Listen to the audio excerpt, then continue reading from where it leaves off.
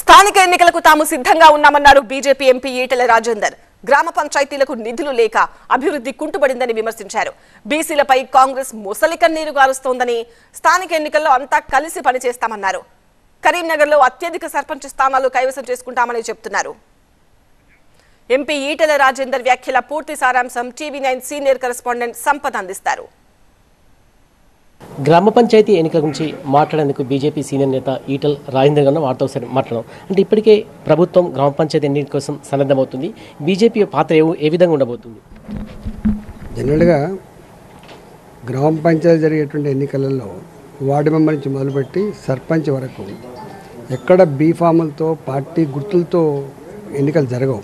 దాంట్లో డెఫినెట్గా మాలాంటి వాళ్ళం 25 ఏళ్ళుగా రూరల్ తెలంగాణను చూసిన వాళ్ళుగా, రిప్రజెంట్ చేసిన వాళ్ళుగా డెఫినెట్గా ఉమ్మడి కరీంనగర్ జిల్లాలో అత్యధిక సర్పంచ్ సీట్లు గెలిపించుకోవడం కోసం మా ప్రయత్నం, మా ప్రణాళికలు ఉంటాయి. ఇవాళ గ్రామంలో వార్డు మెంబరు సర్పంచ్కు ఉండేటువంటి అవగాహన వేరే ఏ ప్రజాప్రతినిధికి ఉండే ఆస్కారం లేదు కాబట్టి వల్లకాడుగా మారిపోయినాయి. డెఫినెట్గా మొట్టమొదలు పెట్టాల్సిన గ్రామ సర్పంచ్ ఎన్నికలే కాబట్టి డెఫినెట్గా పెడుతున్నారని మేము భావిస్తున్నాం. బీసీ రిజర్వేషన్ బీజేపీ అడ్డుకున్నది, అందుకోసం పార్టీ పరంగా మేము 50% రిజర్వేషన్ ఇస్తామని చెప్పి కాంగ్రెస్ చెప్తున్నది.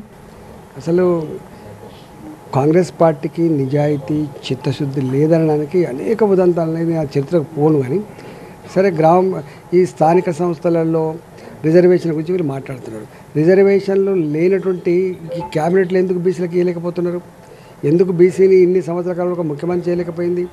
నామినేటెడ్ పదవులలో ఎందుకు బీసీలకు స్థానం కల్పించలేకపోతున్నారు? ఇదంతా డ్రామా తప్ప కాంగ్రెస్ పార్టీకి బీసీల పట్ల ముసలి కన్నీరు తప్ప నిజాయితీ, చిత్తశుద్ధి లేదు.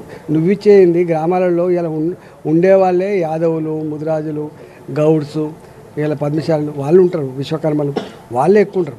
గ్రామంలో అంతో ఇంతో చదువుకున్న వాళ్ళు, ఇలా బిజినెస్ చేసుకునే వాళ్ళంతా పట్టణాలకు పోయినరు.